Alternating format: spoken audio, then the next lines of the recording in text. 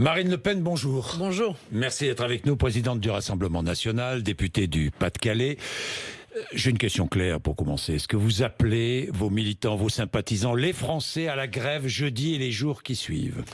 Bon, j'appelle les Français à exprimer leur désaccord avec cette réforme des retraites qui va toucher absolument tout le monde et qui, contrairement à ce que laisse croire le gouvernement, n'est pas en réalité une attaque exclusivement contre des régimes spéciaux ou la défense de catégories spécifiques ou d'intérêts particuliers ou catégoriels.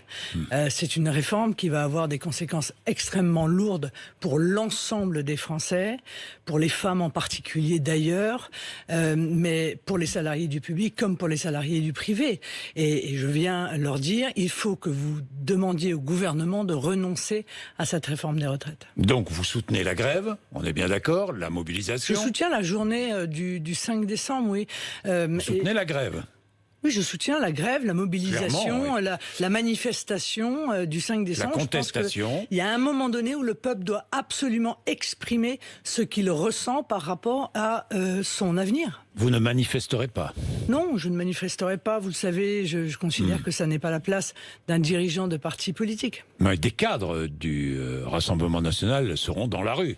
Mais des cadres des électeurs. Peut-être, je ne sais pas, des électeurs. Bien sûr. J'ai vu Gilbert Collard, Philippe Ollivier, ont dit qu'ils iraient dans la rue manifester. Attention, rappelle Thierry Mariani, des cadres du Rassemblement National ont été molestés par la CGT. Pas question d'aller se mêler aux syndicats. On ne va pas aller se mêler à la CGT, d'autant que nous considérons que la CGT a une lourde responsabilité dans l'élection d'Emmanuel Macron. Moi, je vous rappelle quand même ce que déclarait M. Martinez le 5 mai 2017. Je souhaite que Marine Le Pen fasse le score le plus bas possible et que Emmanuel Macron fasse le score le plus haut possible. On dit aucune voix pour le FN, disait-il, et on incite à aller voter. Donc, ce qui se passe aujourd'hui, en partie, M. Martinez en est responsable, et je ne parle même pas de ses accointances avec les islamistes, comme il a pu le démontrer en manifestant à leur côté il y a quelques jours. Marine Le Pen, vous appelez à manifester jeudi ? Oui, j'appelle à manifester. Vous appelez à manifester. Louis Alliot nous dit « ce n'est pas dans la rue qu'on règle les problèmes ». Mais il a raison.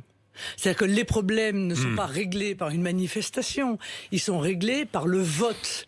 Et il vient dire, Louis Alliot, quelque chose de très juste. Il dit, dans un processus démocratique, si vous êtes mécontent avec la politique qui est menée, il faut aller le dire, il faut aller voter. Je veux dire, il n'est pas suffisant d'exprimer son désaccord, il faut encore une fois voter en fonction de ses idées, le moment venu, que ce soit une présidentielle, à une législative ou à d'autres élections. Tout ça n'est pas contradictoire. Est-ce que vous demandez le retrait de la réforme ? Oui, je demande le retrait de cette réforme. Comme la CGT d'ailleurs. Oui, mais comme la CGT... Vous avez combat commun. Oui, mais comme la CGT, et puis comme la CGC comme aussi. La CGC, d'accord. Comme d'autres syndicats. Voilà. Oui. Alors, on nous a dit, vous allez manifester aux côtés de la CGT. Mais enfin, objectivement, c'est un argument totalement nul. Les cadres vont manifester, et ils le font très rarement.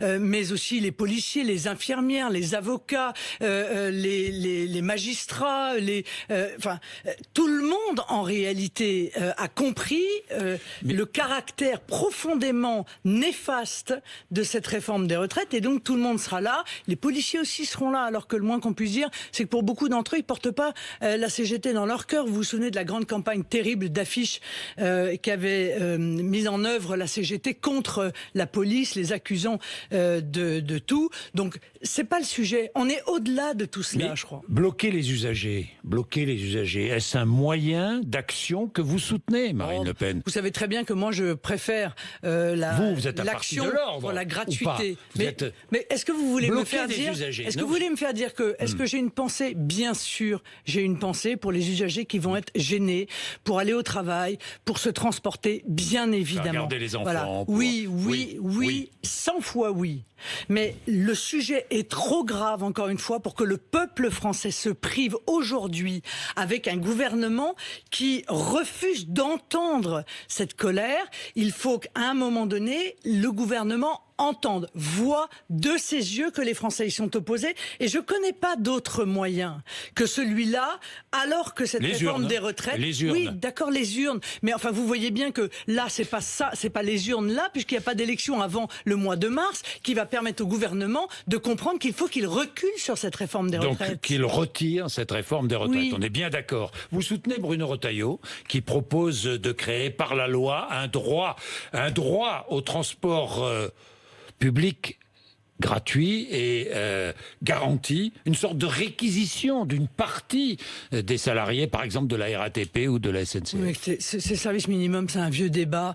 Il n'existe pas le service minimum aujourd'hui. aujourd'hui. Je suis pas obligatoirement le opposé. service minimum, c'est prévenir 72 heures avant qu'on fait grève ou pas. Je suis pas opposé, mais honnêtement, est-ce que c'est le sujet d'aujourd'hui ? Non, est-ce que le sujet d'aujourd'hui, ça n'est pas une réforme des retraites qui est conçue, mais comme une exception dans le monde. Nulle part dans le monde, une réforme de ce type n'existe. Il y a des réformes qui y ressemblent, et notamment le système suédois, dont nous voyons aujourd'hui qu'il a entraîné une baisse des retraites pour 92% des femmes et pour 73% des hommes, qui fait que lorsqu'elle a été mise en place en Suède, il y avait 12,5% des retraités qui étaient obligés de travailler pour compléter leur retraite. Aujourd'hui, ils sont 25%. Donc, cette réforme-là va entraîner encore un effondrement supplémentaire du pouvoir d'achat et donc de la qualité de vie de millions de Français. C'est ça le fond J'ai envie de vous poser une question précise, Marine Le Pen. Est-ce que vous la connaissez, la réforme du gouvernement ? Oui, je la connais, oui. Vous la connaissez ? Je la connais, en partie, dans les grandes lignes. Vous ne la connaissez pas ? Je la connais pas plus que vous. Mais pas plus que moi, vous ne la connaissez pas, comme moi. Donc vous protestez avant même de la connaître. Pardon, non, Monsieur Bourdin, quand même. Vous la connaissez ou pas ? Moi, j'ai lu, excusez-moi, mais moi, peut-être à la différence de certains, j'ai lu l'intégralité des rapports qui ont été faits par Monsieur Delevoye. Par conséquent, on en voit quand même les grandes lignes. Bon, le gouvernement Quelle est la tactique gouvernementale ? N'est-ce pas d'attendre pour présenter sa réforme des retraites que la contestation s'exprime dans la rue ? C'est une drôle de fonctionnement démocratique. Je vous pose la question. Vous le pensez ou pas ? Très certainement, puisqu'on voit bien qu'il se refuse à être clair sur cette réforme et qu'il lance des ballons d'essai qui sont par ailleurs parfois contradictoires. Mais vous ne connaissez pas la retraite, la réforme ? Si, Monsieur Bourdin, sur l'architecture générale de cette réforme, qui est celle d'un régime unique à étage unique, avec la disparition des complémentaires dont on vole, selon le processus du hold-up du siècle d'ailleurs, les réserves. 160 milliards vont être ponctionnés par l'État, puisqu'il n'y a plus qu'un seul Qui le dit ? Le rapport de M. Delevoye. Bien sûr. Oui, mais le rapport de M. Delevoye n'est peut-être pas la réforme. Je veux pas... Attendez, je me fais l'avocat du diable. N'est peut-être pas la réforme qui sera présentée, je sais pas, le 15 ou le 20 décembre. Vous êtes en train de me dire que le rapport de M. Delevoye ne ressemblerait ni de près ni de loin à la réforme qui va être présentée ? Bon, je ne le crois pas.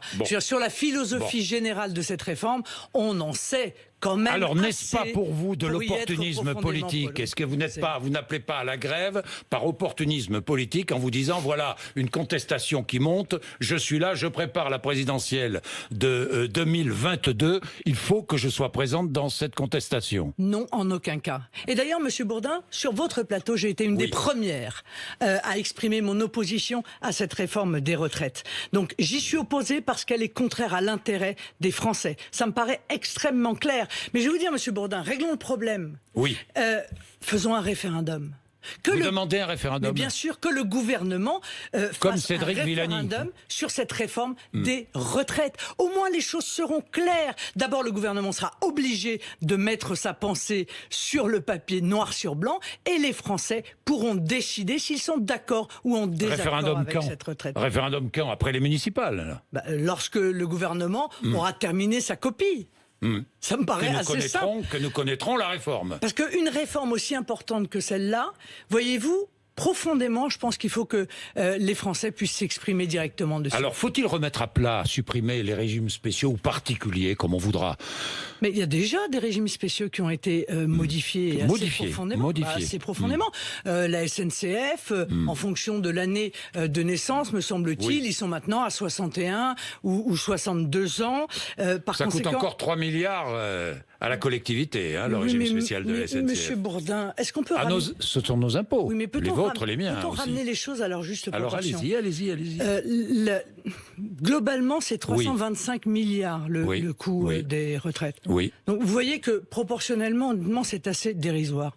On a fait 1%, peur aux Français. 1%. On a quand même fait peur aux Français au fur et à mesure du temps, en disant c'est une catastrophe, c'est un gouffre sans fond, on va à la ruine, à la faillite. En réalité, le Conseil d'orientation des retraites a rendu un rapport en disant qu'il y avait une stabilité, que le système de retraite était en réalité... Aujourd'hui.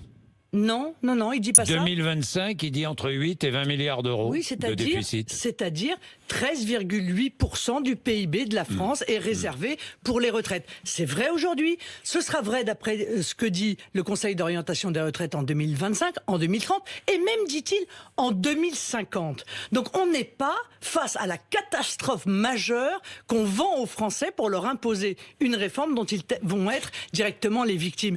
Et notamment les femmes, monsieur Bourdin. Car vous savez très bien qu'il y a une étude qui est sortie de l'Institut de la protection sociale qui exprime que les femmes vont être les premières victimes de cette réforme des retraites. Or, le gouvernement ne cesse de nous dire « Oh, vous allez voir, ça va être l'égalité pour tout le monde ». Non, ça n'est pas vrai. Les femmes vont perdre en moyenne, pour un salaire moyen, près de 10% quand elles ont un enfant.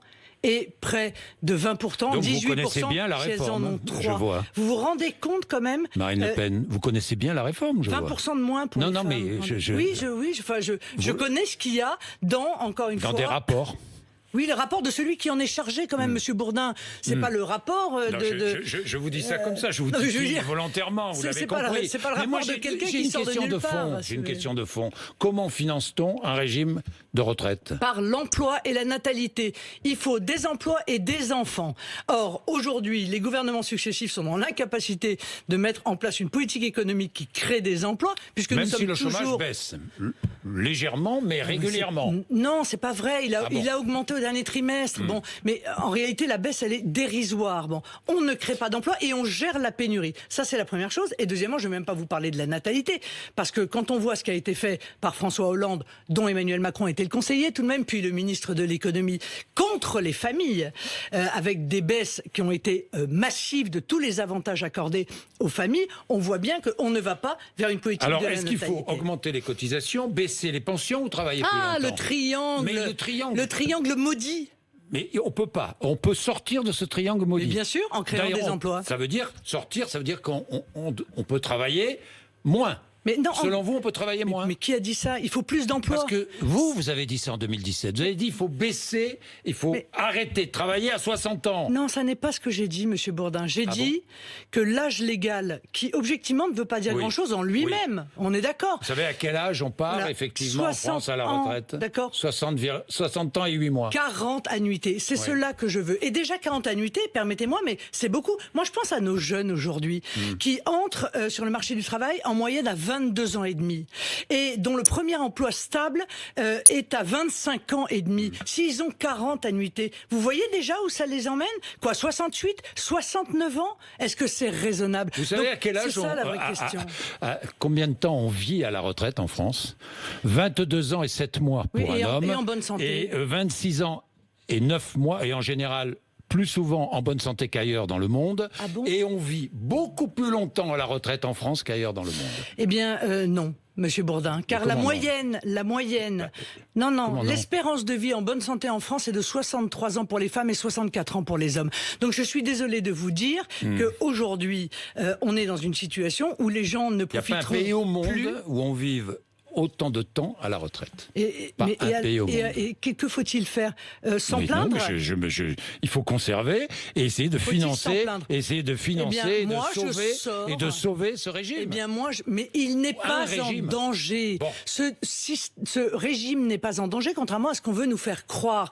Encore une fois, je le répète, il y a des économies à faire, mais il y a des économies à faire dans des tas d'endroits et qui nécessiteraient d'ailleurs d'être affectées en partie à ce régime de retraite qui est quand même même un acquis incroyable, Monsieur Bourdin. Oui. C'est extraordinaire. C'est ce qu'on a fait presque de mieux en France, c'est de permettre à nos personnes âgées de ne pas être à la rue, de ne pas vivre dans une pauvreté extrême. Il y a 10% des retraités qui aujourd'hui vivent avec moins de 1 000 euros par mois, et c'est extrêmement difficile pour eux. Mais il y a des tas de pays dans lesquels c'est bien pire que 1 000 euros cela. garantis dans la retraite, Voilà. dans la réforme. Non, Bien. 1 000 euros avec des trimestres complets. Marine Le On a Pen. oublié de le dire, ça. Marine Le Pen, je voulais changer de sujet. Hier, hommage national aux 13 soldats français morts au Mali. Faut-il maintenir nos troupes au Mali et plus généralement dans tout le Sahel? Oui. J'ai soutenu, moi, cette intervention Oui. quand François Hollande l'a annoncée. Je pense d'ailleurs que des sujets aussi importants qui touchent à l'intérêt supérieur de notre pays, à la sécurité de nos compatriotes, ne peuvent pas faire l'objet d'arrière-pensées politiciennes. Donc j'ai soutenu et je continue à soutenir. J'ai deux réflexions en revanche à faire. La première, c'est j'ai vu qu'il y a un aumônier militaire qui a fait un article qui me paraît très juste en disant mais est-ce qu'il est légitime d'envoyer nos plus valeureux fils, nos plus valeureux soldats pour lutter contre les racines du mal là-bas, tout en laissant peu ou prou se développer ces racines du mal sur notre propre sol? C'est un vrai questionnement. Si on est en guerre contre le fondamentalisme islamiste, le djihadisme, le terrorisme islamiste, alors il faut qu'on soit en guerre là-bas, mais il faut aussi qu'on soit en guerre ici, parce que la guerre qu'on gagnerait là-bas, on la perdrait ici. C'est ce que dit Christophe Castaner. J'assume, mon adversaire, c'est l'islamisme. Oui. C'est une circulaire envoyée au préfet. Oui.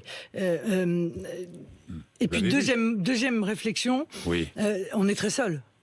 Enfin, écoutez, il y a quand même un moment donné, on nous a vendu, mais l'Union européenne, mais que fait l'Union européenne pour aider la France, qui est la seule en réalité chargée d'assurer la sécurité de tous les Européens? Parce que quand on lutte contre les groupes armés terroristes là-bas, c'est pour les empêcher de venir en Europe, pour semer la mort, le chaos, la destruction. Donc pourquoi est-ce que l'Union européenne, au moins financièrement, ne soutient pas l'armée française qui, encore une fois, est un rempart pour l'ensemble des Européens? C'est incompréhensible. Pourquoi les nations en Europe ne font pas aussi l'effort d'apporter du matériel, des hommes, et que la France se retrouve toute seule sur ce théâtre d'opération avec le coût humain que représente le sacrifice de jeunes garçons du type de ceux que nous avons enterrés hier et à qui nous avons rendu hommage hier. Ça fait mal au cœur. Et ça fait mal au cœur parce qu'encore une fois, ils se battent pour tous les Européens, et moi je ne comprends pas pourquoi l'Europe est aussi insensible à ce combat. En tout cas, nous sommes très sensibles non seulement à ce combat, mais à leur sacrifice grandiose. La lutte contre l'antisémitisme. À l'Assemblée nationale, aujourd'hui, les députés devront se prononcer sur une proposition assimiler l'antisionisme à l'antisémitisme. Est-ce que, selon vous, l'antisionisme constitue l'une des formes modernes de l'antisémitisme? Bon, il y a un certain nombre d'antisémites qui sont antisionistes, ça c'est une certitude. Maintenant, attention à la rédaction de ce texte-là, parce que l'antisionisme, ça veut tout et rien dire, si vous voulez. Ça peut remettre en cause l'existence d'Israël, mais ça peut aussi contester, si vous voulez, la politique qui peut être menée parfois par Israël. Assimiler l'antisionisme à l'antisémitisme. Je ne sais pas comment est rédigé ce texte. Je vous le dirai quand il sera rédigé.